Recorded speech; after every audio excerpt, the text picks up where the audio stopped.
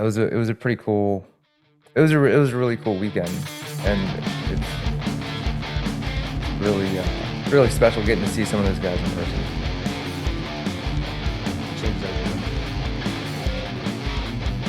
But yeah, I want you to use this platform too to promote yourself and what you do, um, as far as getting out of your own way.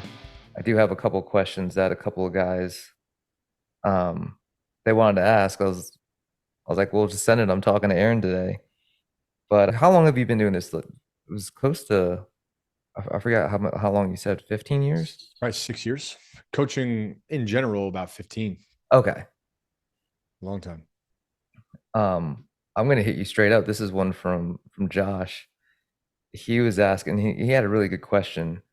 He was like, "What was what's your golden light?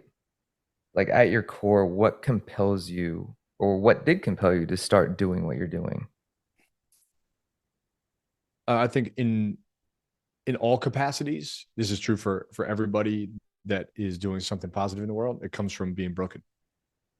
The the things that I went through alone, and I didn't know how to ask for help. I didn't know how to do the work. I didn't know what it meant to do the work, and I was lost, man. I was in all of the experiences that I've had. I've been the person that felt the smallest. I've been the person that felt outcast, isolated, exiled, like all the things that we talk about. And I made my way and navigated my way through that, but I navigated that without any structure or help. And we're best inclined and most able to help the person we weren't once were. So a lot of this work is, as I've grown, I've been able to throw a rope down 2 steps before me and say, hey, come on, like I was there too. And that encourages two things. One, I'll keep growing so that I can keep helping. And also come with me. You got to do the work, you got to climb, but now there's a rope you can climb, not just a vacuum. So it's just been a way to take my damage, my tests, and make it my testimony. I mean, it's I know you said something about natural ability, but there has to be like a learned patience and a learned listening skill and a learned questioning skill, because there's no way you get to be where you're at and around people with a lot of value. And I'm not talking about just money, but a lot of people with value that come to you and they flock to you. And I mean, your dream was to sell out an international retreat and you just did it like that. I mean, that's intentional. How did you get there? So when I was young, being picked on a lot taught me a couple things. Like I learned social camouflage. So in social camouflage, what you learn to do is you look at your environment and you learn to mirror it. So if I was hanging with artists, I could speak art and I could understand what was happening. If I'm hanging with athletes, I know how to blend. And me being that chameleon taught me how to shift to fit an environment. Well, if you look at that skill, the thing I didn't know about that skill is that it can be really dangerous, because at a certain point I got to a place where I was like, okay, I can blend in anywhere, but who am I? I have no idea who I am. But here I am good at blending. And part of blending is taking in information really fast and regurgitating it out so fast that someone doesn't know that it might be the first time you've ever heard it. So if people are talking about a subject I don't know, I've got to be able to connect it back and relay and speak in their language. That's really all it is translation. Right. So I've got to be able to translate really, really fast. So if I'm hanging with the guys on Sunday and they're talking football, well, I haven't watched a football game in years, but I understand enough about sports and data and metrics to hang in the conversation, and I can ask good questions to stay relevant in the conversation. That was the chameleon. So I might not know who's playing in the Super Bowl. I might not know who's playing now. I might not know what the stats are. But if I ask enough questions, well, now I'm part of the conversation without ever needing to know all of the details. So that was my childhood. Well, once I understood what was really going on, which took a while, and I understood that my chameleon could be a strength, what started to unfold was, if I know who I am, now I have a superpower. Again, my test became my testimony. Now, if I can choose my colors, I can be whatever color I want. So if I'm in a room of purple, I can be blue. I can stand out. I can also be purple. I can blend in. Which do I want to do? So then there was this awkward phase of like, okay, I don't know really how to, like, how do I choose different? How do I stand out in a way that isn't trying to draw attention from a place of ego, which that was a phase too. But over time, eventually what happens is, if you can learn how to blend it in with questions, you can learn how to pattern disrupt with questions. Because that's all the questions did in the first place, is that they continue to pattern. Well, now I know how to disrupt the pattern with questions. So first the questions were, I'm going to stay safe. Then the questions were, I'm going to stand out. And now the questions are, I'm going to help you. So it was just a long period of time working with athletes, working with entrepreneurs, working with CEOs, working with teams, to where I have learned how to get to a place where there's safety, how to create safety in the way that I communicate. And there's a way to do that falsely and a way to do that authentically. If you can do it authentically and you can create safety, now the discussions that are on the table become really powerful. Now we can talk about your damage, your wounds, your fears. We can talk about what's holding you back. We can break a pattern. We can identify a pattern. We can change a pattern. But that's a long arc. That's a lot of years. And specifically from my 15-year tenure in coaching, it's also a lot of repetitions getting it wrong and like pushing the wrong button and not saying it the right way. And all of that comes down to the same original pattern. How do I stay safe around people that are different than me? And now that's a gift to say, okay, you're different than me, but we're actually the same. We've experienced similarities in our lifestyle. Let me take my lessons and help you get through yours. And not to say I have the answers, but to say I've walked through similar things. Now let me ask you some questions to help you see things differently, because with perspective, I can ask you questions to help you get perspective. And when you get perspective, everything changes. That was that was very well put. And the relating piece to that was, I felt like when I came to you at first, I too was a chameleon and I was very good at blending into a lot of different conversations. The the difficult part was I didn't know what my true color was. Like I Well could be said. yellow, I could be red, or I could be purple, but what is my base? And that was where I was really stuck. That first piece, that nurturing piece, that was, I thought it was like a huge step, but it's like you found a way, and Marty, um, but you guys found a way to help find that, put in the missing piece, and then build the confidence. So you're like, dude, this is your real color now. This is blue, but yeah, you can do you can be blue, you can be yellow, or whatever you need, and you could authentically do that just as a connecting piece. So yeah, it Yeah, was think back to like May, right? uh-huh. That May retreat. Do you remember the moment where things snapped for you? Yeah, I think everybody does. I fucking cried like a baby. So let's think about what happened, right? Uh-huh. Like so much suppression. I've got to be certain colors. I've got to be certain colors. I've got to be certain colors. Wait a minute. Maybe I'm not that color. And that it's hard to find your baseline as a chameleon. Mhm. I think it's even harder to accept what your baseline is, because you've spent so long trying to make everybody else happy and safe and congruent and like you. And sometimes I found myself so lost in who I thought I had to be that I couldn't answer the question, who was I? And when that starts to rise to the surface, which I think it did at our May retreat, Mhm. it created so much emotion. You could say cried. I'd say you released.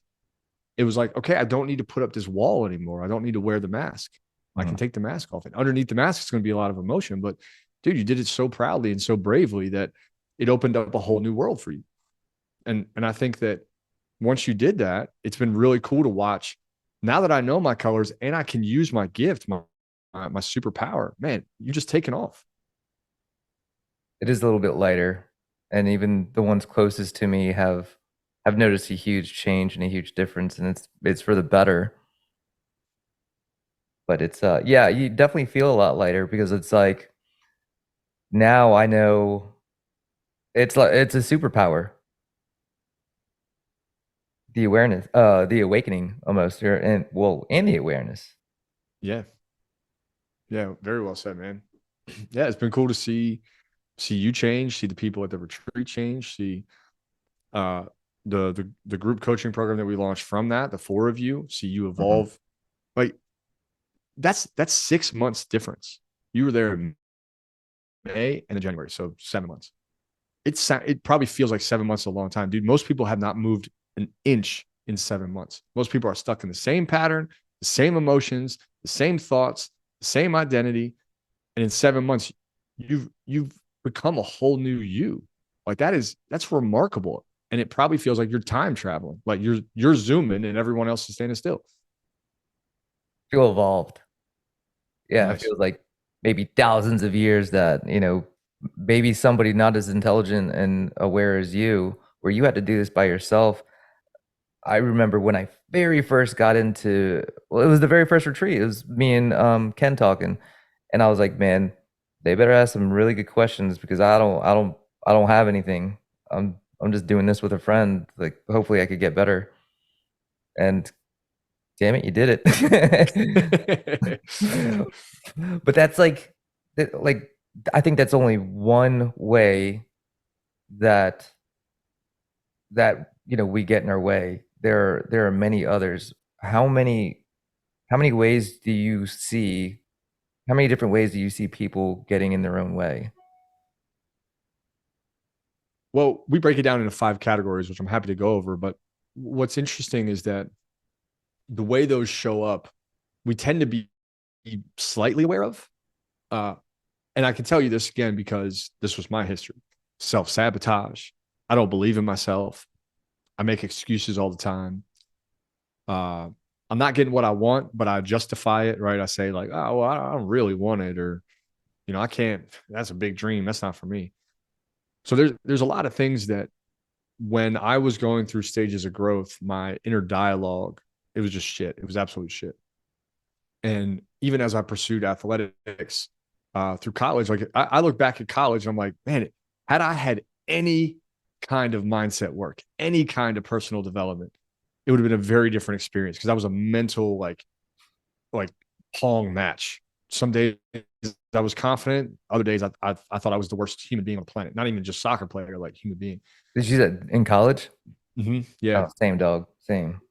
it's just no one teaches you how to navigate an athletic environment mentally. We talk about it physically. I was great at putting in the work physically, but mentally I was not there. So uh, I know all these things, and there's a documented history of relationships, friendships, businesses, ventures, ideas, attempts where that's what happened. I self-sabotaged. I ran away. I made excuses. I didn't show up the way I wanted to, and my mindset was shit. So that's typically like the behavior that we see. But you might not even know that you're self-sabotaging. Like, and I love the share that you said when you came into May, you didn't know. It was like, well, I'm just gonna show up like there's nothing deeper. Mhm. And sometimes we don't know that there's anything deeper. We're like, no, it's that person's fault versus us. Or no, I'm not afraid. I'm not afraid. Like, I'm not like, come on, bro. I'm not scared of success. Like it just, it hasn't happened for me yet. And we make up all this bullshit about what's really going on because we don't want to deal with the fact that it could be us. So those 5 ways are, I'll just count them really quickly. This is sort of the scientifics of how we identify change for people. Number one is you don't take responsibility. You don't accept your world. You don't accept that it's your fault. You don't accept where it is. Then number two is we believe in a binary. We're stuck in an either or. I got to get married or break up. I got to quit my job or stay here forever. I got to, lose 50 pounds or I'm going to die tomorrow. We just get stuck in a binary. Third is the fear of exile, the unwillingness to let go of our current environment, our peers, the people around us that hold us back ultimately and don't align with our dreams. And I think fear of exile has been one of my biggest challenges, to go to a new group of people. Then we've got designing goals before you know your values. You have no idea who you are. And here you are making all kinds of goals and shit to try to get something that you don't really care about. And then number 5, we build a story. We create a story out of an event. So an event might be you crash your car, or an event might be your 5th grade teacher tells you you're going to be a nobody. Your coach or your athletic trainer says that you don't have what it takes to be successful, and we make a story out of that. And the story you make largely determines your future. So when a chiropractor and 3 doctors told me I never play soccer again, the story was, you're wrong. That was my story. You're wrong. You don't know me. You're wrong. But for a lot of people, that story would be their future. We can change our story about an event. And when you change your story, you do change your future. So, yeah, just important to know that those 5 are there. But again, they show up in like really simple ways, like, this is bad for me, when you're just scared of it, as an example. So I told a couple people that you were going to be on, and they haven't reached out to you yet. I know some have, but I know they're going to be listening to us, being like, "Shit, shit." Okay, I'm good. Shit. But yeah, that's I think again, it's the awareness that's important to have. Like, that's important information to have. But I think, especially if you're brand new into personal growth, what have you seen are the biggest misconceptions or things people tell themselves about not going into personal growth? Well, I can only say it from 2 lenses. One is what I've experienced, and then 2 is what I hear people talk about. Because typically, someone that's going to come to me and say, "Hey, I'm ready. Help me change everything about my life. I want the next level." Typically, they've already done some. Uh, my story taught me that to want more was greedy. That if I want more out of life, there's something wrong with me. And my environment confirmed that. That if I had big aspirations and big dreams, I'm the odd duck. I'm Mhm. the ugly duckling. So I think part of what you can look for, at least initially, is, do I feel inadequate for my dream? Do I feel stupid for having these goals? Do I feel like my friends are going to laugh at me? That's usually a good place to start, because our personal journey is usually activated by our environment. When you get in other environments, Mhm. everything changes. When you're around people doing personal development, you almost have no choice. So that was a good place to start for me, and it might be a good place for somebody listening. The other place that I would encourage anyone to look is, if you look at yourself in the mirror and you can tell yourself that you are getting better, and it's true, then you're probably on a good path. But if you're like me, when you look in the mirror, you got the same bank account, you drive the same thing, you got the same job, you got the same opportunities, you got the same friends, same, you're not getting better. And that's a harsh truth. That's a harsh reality. But there is something about accepting where you are. Number one way we get in our own way, we don't take responsibility. Hey, I'm not growing. I'm not changing. And I don't mean like you get your 2% raise every year. I'm talking about like fucking growth, where shit's changing and things are evolving. You're like, oh my God, it's going faster than I think I can control. I'm going snowboarding next week. I've been snowboarding for a long example of like what happens. If you go snowboarding and you're not super experienced, when you start going fast, real fast, what do? Kind of like freak out. Freak out, and then you typically like throw yourself on the ground, whether it's conscious or unconscious. Like, whoa, I'm going too fast. Yeah, just take a dive. Take a I'm not dive. ready That's for right. this. That's right. Exactly. I can't handle the speed. And that's how you know you're growing, when you're like, I've never gone this speed before. Mm. And we get in our own way by throwing ourselves on the ground. Like, dude, chill. You're good. Let's learn to embrace the speed. And I was in Lake Tahoe last year running an event, and it was a great event. It was like 55 people got out on the mountain. Then I attended the event afterwards, and me and three guys started racing. So there's an app where you can track all your data now. It's Uh-huh. amazing. But we weren't racing like side by side. We were just different parts of the mountain. So the goal was to get to top speed. And like, man, there's so much about this that I feel like is my journey. So the first time I went down, I was like 35 miles an hour. I feel like I'm zooming. Well, You said next guy 35 miles goes, an he gets hour? like 35 miles an hour. So he gets to like 42. And then next guy goes 43. Then I get to like 46. Then all of a sudden we're just going bananas. Like I think the competition got to, I think Adam ended up winning. Adam, Frank, and I all have a business together. I think the top speed that Adam got was like 53. I clocked 51. Frank clocked 51. Like a crazy speed on a snowboard, right? But it wasn't like I was always comfortable with that speed. That's what growth looks like. You eventually get comfortable with different speed.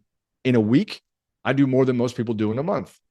And definitely who former Aaron, like way more than he used to do in a month. But that's what growth looks like. You can manage more, you can handle more, you can excitedly complete more.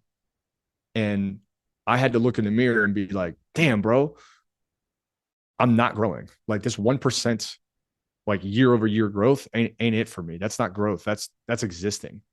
I'm not actually growing. That's huge. That's a pretty cool story too, because I mean, there's a reason why you did you didn't just like fucking send it, you know, and go like 50 miles an hour the first one. It's like, well, but then, as the competition and comfort grew as far as going fast, I mean, that's first of all, that's pretty ballsy, but It's very ballsy. good, man. And well, some of that at the early part, you were kind of talking about something that really rung a bell with me, especially after this weekend, and it was the topic around humility and Mm-hmm. humble. Mm-hmm. I think there's like a fine line between being egotistical and being humble, but also like a self was it depreciation definition of humble.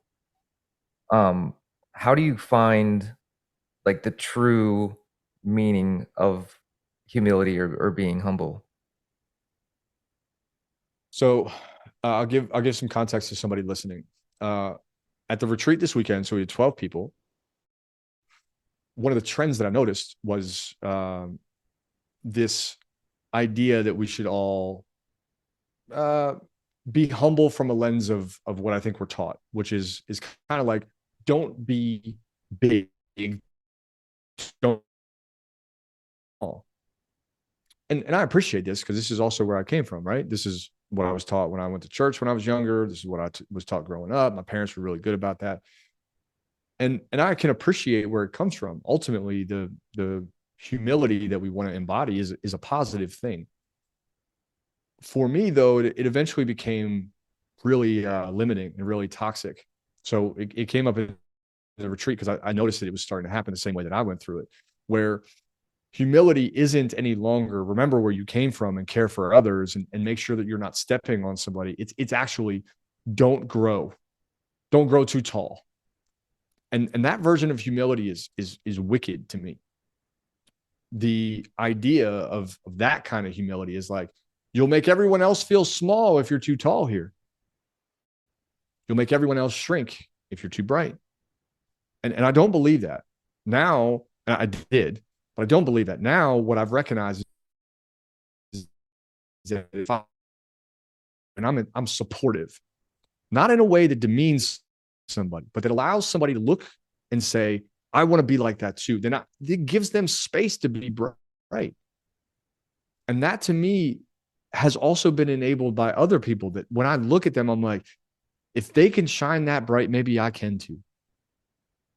So the new definition of humble was something that I spent a lot of time on these definitions because we use these words, but we never think about them. So the new definition of humble that we created for our clients and for our work is ownership with awareness and service. The key part of that is ownership. The front of that is ownership. If you're great, be great. Mhm.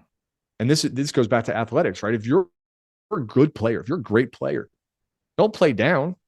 How many of us have been on teams where we're the top team and we go play a team that's ranked below us and we play down to their level? Well, we don't want that. We want ownership. If you're great, be great. Now we have to add in some awareness because there's a time and a place, right? Don't be a dick. It's not a great place to shine super bright when you're not on stage or when you don't have the mic or you haven't, like, we don't want to supersede somebody. Right. It's not a great place to dominate if the team that if you're up 10-0, there's no need to showboat. Okay, let's not get the ego out here.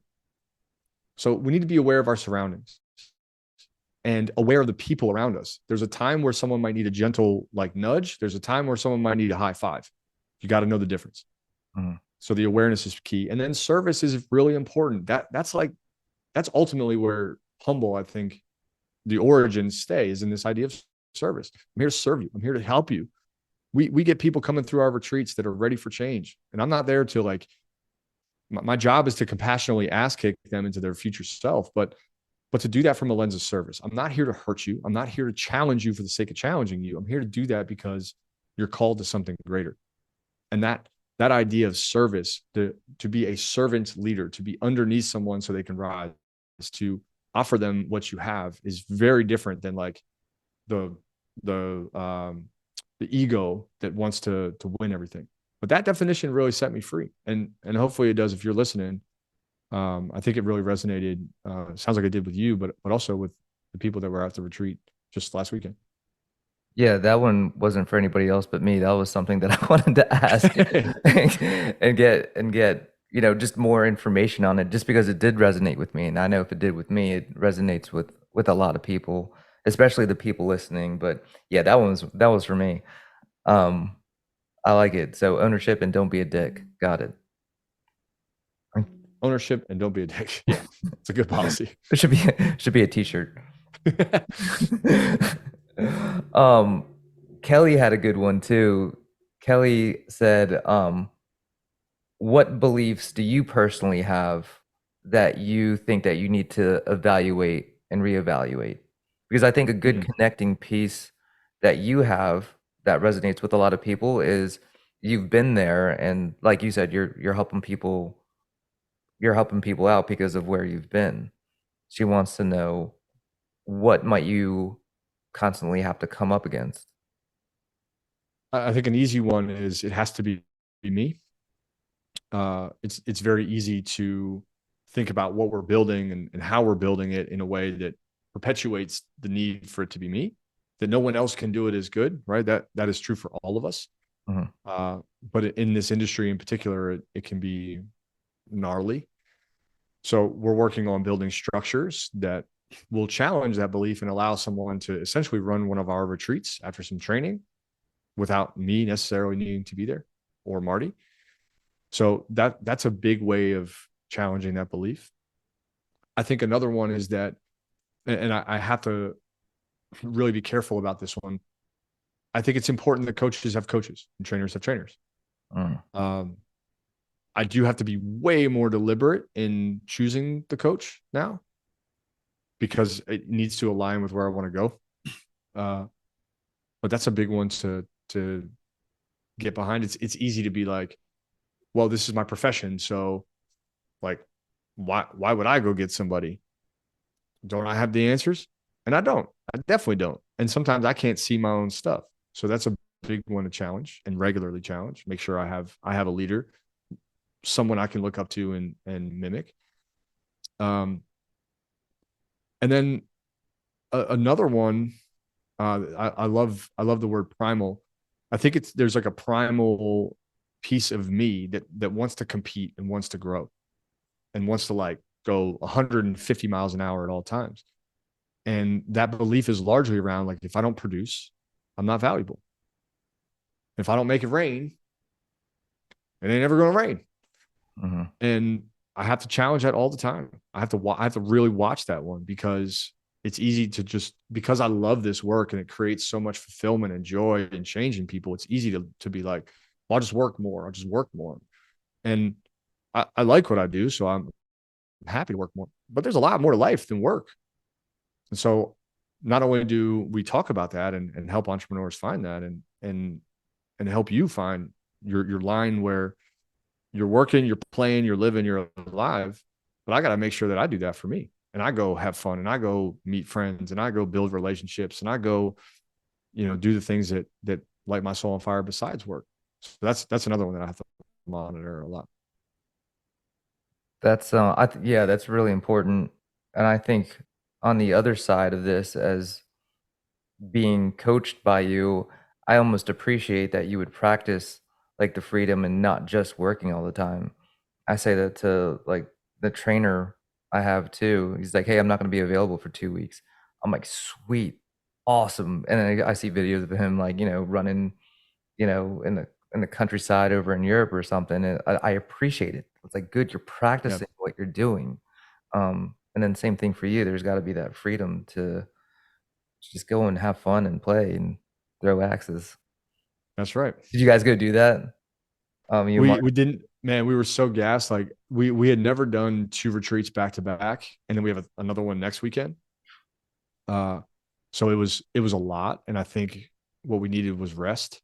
We went out to lunch. We celebrated. We took some time to decompress, and I think in a lot of ways we were so tired that the idea of doing something active, which we might normally do after one retreat, Mhm. was just too much. It was too much. Dude, speaking of Marty, he's pretty special. How did you find him? Because you guys are a really dynamic team. And it's like almost like your personalities combined cover a massive, like just a massive scope of people. Yeah, I would agree with that, and he's definitely been a game changer in what we're able to do together. Um, it was, I think, 2020. I'm pretty sure it was 2020. I got a message from him out of the blue, like randomly, and he had just seen something on my Facebook profile that I guess resonated with him. And at the time, I was putting out so much content that I didn't even know what was going out or what wasn't going out. It was just, there's so much. And yet I was writing very openly about what was happening in my life and what I was experiencing. So I get a message. I don't know. We had a brief conversation, and I kind of do what I do. Like, I'm happy to chat with you, but here's also my feedback. Like, I'm not unkind, but I'm also not going to give you social platitudes because I have to. That's just not who I am. We eventually set up a call and talked through what he's going through, and I gave him my feedback on that, and said, hey, I think it'd be really good if you found someone to help you through this process. And I made not a single reference to me being a coach. So like 2 weeks went by, and I think I got a message, something to the effect of like, do you know who could help me? And I was like, well, okay, tell me what you're looking for. And got through set up another call and got through another long conversation. And in that conversation, we went from, I think I need a coach, to, is that something that you do? And started a coaching container. And we worked together in that space for a little more than a year, maybe a year and a half, and really just grew so much. And at the end of that time, it was really interesting because at that junction, there was a lot changing in my life. He was like, I want to get involved in what you do. And I was like, no, no, absolutely not. Like, because at that point, it felt like it was just out of convenience. You know what I mean? And that happens often where people are like, dude, like this has changed my life. How do I repay you? Like, you don't need to repay me. Like, you invested in this just like I invested in this.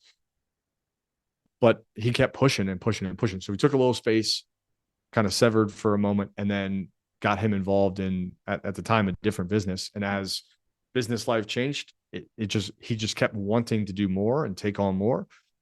And he became the integrator here in no short time as this business unfolded. But I was hesitant the whole time. I think it's been good to be hesitant, also to give him space to be like, okay, prove it.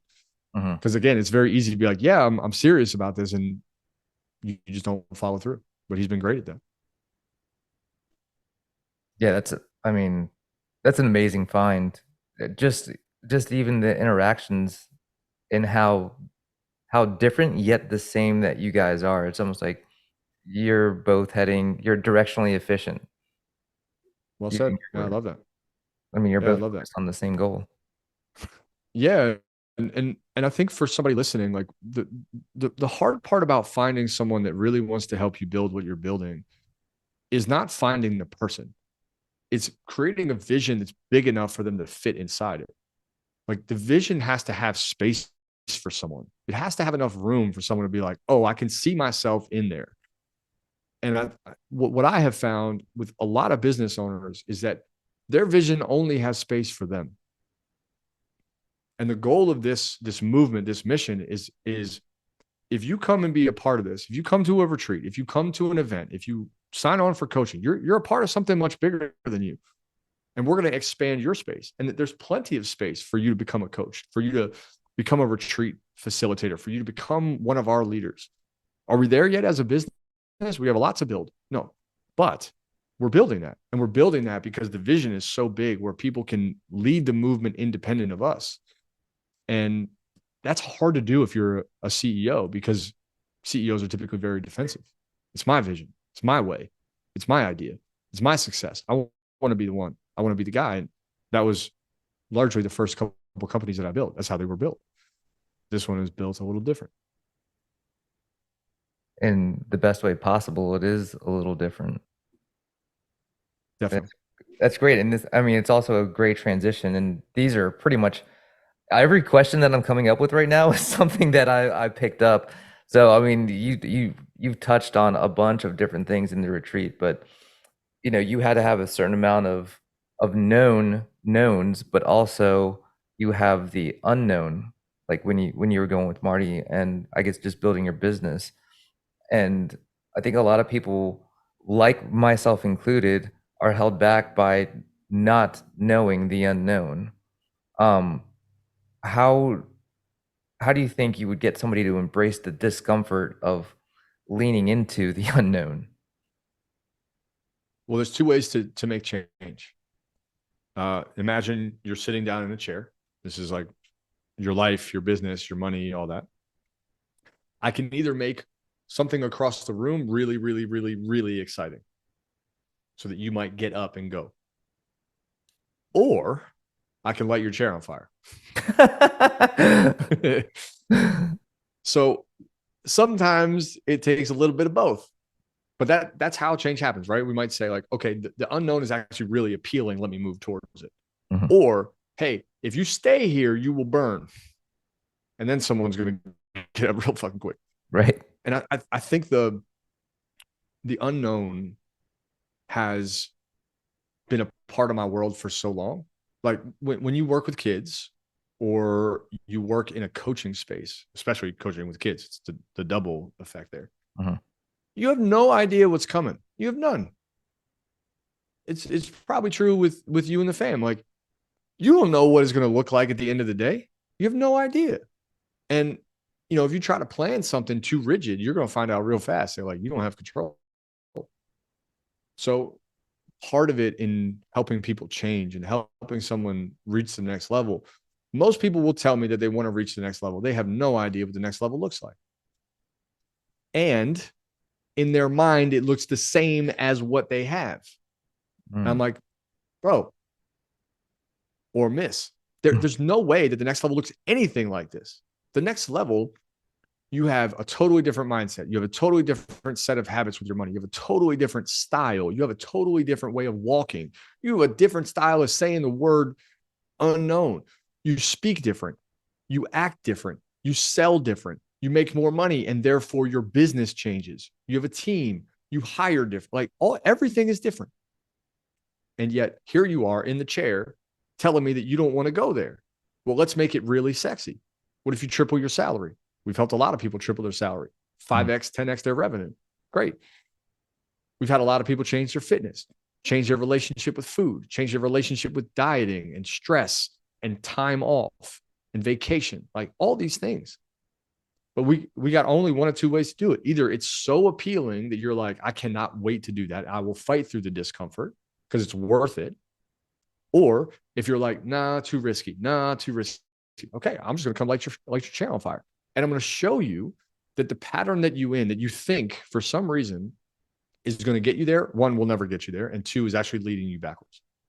So if you stay still, okay, what's that look like? If nothing changes, nothing changes. And the pain that you're in, it's here for 50 years. You know somebody that's 65 years old and miserable? You're on the path to be one of them. Do you like the way you look? Do you like the way you feel? Okay, if not, I can tell you that 2 pounds a year for the next 30 years is 60 pounds. That's it. 2 pounds a year for 30 years is 60 pounds. Are you going to feel good at 60 more pounds? Probably not. And that's only 2 pounds a year. Mm. So all of these things are designed to allow someone to see the consequence of their choices. And then we just can light the chair on fire because it's so uncomfortable to be like, okay, I get it. I don't want to stay here anymore. And then you'll change. Yeah, it's like it's getting hot, dog. We got to go. But Yeah. I mean, I can attest that I've seen just multiple different dynamics of people, and you do the same thing. It's either people that want more of something and not just money, or they have too much of something and it's holding them back from their happiness. Yep. Um, I don't think there's a genre of people that shouldn't at least come in contact with you. My pitch to like somebody if they're looking for something or growth, like if you have any goal in any avenue, I would holler at them because it's definitely worth your time if you want it. If you're not serious, then don't. Yeah. And here's the comedy of all this. When I first signed on for personal development, it was a $5,000 ask to join a mastermind. And that mastermind changed my life in so many ways. But at the time I didn't have $5,000. And I'll never forget it. The guy was like, okay, I'll give you a couple days to come up with $1,000. And I was like, bet, let's go. Mm, And I went back, I came home and I set up, at the time I was coaching, I was building a nonprofit, and I was doing personal one-on-one training with soccer athletes to do like skill development. And I set up like 16 sessions at $40 an hour to get there. So it took all weekend, man. It was like 8 hours both days to get there. So I sent in the money and I was like, okay, I need a payment plan. They worked with me to build an escalating payment plan. But that was the scariest choice I've ever made. That $5,000 though, if I really look at the ROI of that $5,000, is like a silly multiple. It would be like 500x just off of what I learned and how much I grew. And most people are like, well, I'm afraid to invest in coaching. mm-hmm. Like, okay, well, what's going to make it worth it? What if I show you how to make, we'll just call it flat numbers. What if I show you how to make $10,000 a month? Well, in a year, you're going to make 120 grand. In 5 years, you'll make about 600 grand. In another 10, 20, like how big does that number need to be before it's like, okay, this makes sense? And I was really afraid to do that. And now I'm like, okay, let's just do some math. Is this the right person? Great. Do I believe in them? Great. Okay. It's 90 minutes for $2,000. Okay. Go. And that is a very different mindset. That's a next level mindset for me. 90 minutes, $2,000. You gotta be willing to throw down some cash. Yeah. But what's the upside? If the upside is that in that 90 minutes, I get hyper clear, get hyper focused, dialed in, and that the decisions that come from that education, that learning, that opportunity open up 10 grand, 20 grand, 50 grand. At what point does the ROI become positive enough to be like no brainer? And I think that's a big part of change for people, where it's like, dude, we charge $2,000 for the retreats. It probably needs to go to like 2,500 and will as things evolve, but that's still underselling it. Still underselling it. we price it that way so it's accessible, so that someone doesn't need to be at the pinnacle of their career to say yes. But you still got to invest. And I'm Mhm. sure it has been scary to do that, to be like, okay, I'm gonna do this. But if you think about the ROI, you could tell me, what do you think? Like, what has been the ROI? You've come to 2 retreats now, one in May and one in January. What's the ROI of coming to a retreats and doing 6 months of coaching? I mean, it's hard to put a number on it, but I could definitely put a number on it by the investments that I've made, um, and the I'm not gonna call it an unintentional or, uh, uncoincidental promotion that I got, but it's changing the way that you are. It's kind of like, I'll coin this, this is your words, I'm sorry, be, do, have. Mm-hmm. And change essentially in a positive way who you are, and things will change for you. But there is also a fear, right? And like high performing athletes, they would be like, "Yeah, I don't fear anything, and I fear God or whatever." But there's a fear of failure. Like, what if I invest in this, Aaron? What if I invest in this and I'm a failure and it doesn't work? Yep, What I do get you it. say? Well, there's two broken links there. One is I don't trust myself, Mhm. and two, I'm not worth investing in. And at the end of the day, if you are if your trust is broken with yourself, I'll find that. And that's what the retreat can be for you. We'll help you rebuild the trust with yourself. And if you don't think you're worth investing in, we'll find that too. And we'll figure out why you believe it. Because the next level you only happens when you trust yourself. And it only happens when you can invest in yourself. Like, people act like it's a secret. It ain't a secret. If you don't know something, invest in learning it. And there's a lot of ways to learn it, not just us. Lots of ways to learn. But if you can't invest in yourself and you don't trust yourself, you got no future. That's just the truth. So essentially, are you comfortable being where you're at? And there's probably a good reason why you're having the conversation with somebody about joining a retreat or personal growth. Mm-hmm. It's not because they're on top of the mountain. That's right. And look, we get phone calls from people who are at the top of the mountain. They're like, I think there's a bigger mountain. Cool, let's go. Make 5 million a year. Okay. How do we get to the next one? Well, is the next one money? Maybe the next one's not money. Maybe the next level is more than money. Maybe it's impact and radius and change. But if you don't trust yourself and you don't think you're worthy, the question I would ask is like, how comfortable is that chair? Because you're gonna be stuck in it for a long, long, long time. And most often, people raise their hand when the chair starts to get really hot, and they're like, "I don't like this anymore." And they're like, "Okay, well, I don't know if I can invest, or I don't know if I'm ready, or whatever the bullshit excuse is." And they'll call 6 months later and be like, "Okay, it's hurting, it's hot, I'm ready. Fix this for me." And it's unfortunate, but that's usually the first and last time that happens. Because once you do it one time, again, whether it's retreat or it's coaching or what have you, once you do it one time, then the next time the chair gets hot, like just a little bit hot, it's time to go. And you learn to build that relationship with like, okay, it's time for me to reinvest in myself. Yeah, it's amazing. Well, and it's also amazing how you could turn almost an objection into um, this is an opportunity. Well said. Objection and opportunity. But hey, man, I'm gonna respect your time because I know you've had a long weekend and you got another one coming up. But I really appreciate all the time and effort that you put into me personally, but also, joining us here. And you have to let us know here how people could find you. Well, I'll say this, man. It has been incredible to watch you grow. And I pour into you because I think you're worthy of being poured into. And I believe in who you are and I believe in who you're going to be. And the the thing I see in you that is really special is that not only do you have an edge and a character and a personality that has only gotten brighter and bigger as you've grown, but you give a fuck. You care about people.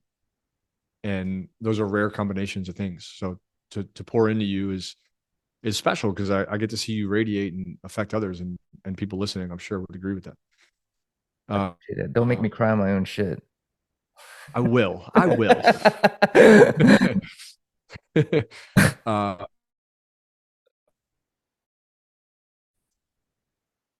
uh, v as in victory, ELKY. You can go to our website, get out of your own way coach. You can sign up for a discovery call. We'll talk to you, figure out where you're at. You can link up with Jimmy, connect with Jimmy, and he can give you my number, or connect us in an email or a text or what have you. But I will say this, like, if you want to find me, the how is not that hard. It is not that hard to find me. You can Google me, you can go to the website, you can go to social media, you can find me. What will stop you from reaching out is thinking that I won't help you, or that you're too many steps away from me. And the reality is that if you are in a chair and you are uncomfortable, my career, my profession, my passion, my purpose is to help you get out of your chair and get to the next level. So if you're listening and you find what we're talking about appealing, find me. Again, it's not that hard. You can figure out how. Just send a note, say hi. We'll take it from there. Ladies and gentlemen, Aaron Velky at his best. You're the man. Thank you, brother. I appreciate that.